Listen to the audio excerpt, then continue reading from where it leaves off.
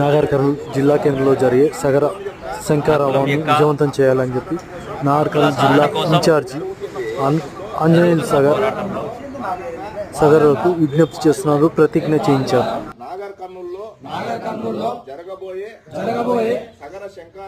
సగర శంకరావం బహిరంగ సభను విజయవంతం చేసి మన న్యాయమైన డిమాండ్ సాధన కోసం నా వంతు పాత్ర పోషిస్తానని అందుకోసం నేను నా కుటుంబ సమేతంగా వచ్చి ఈ సగర శంకరావం బహిరంగ సభను విజయవంతం చేస్తానని భగీరథుడి సాక్షిగా శ్రీరామచంద్రుని సాక్షిగా ప్రమాణం చేస్తున్నాను.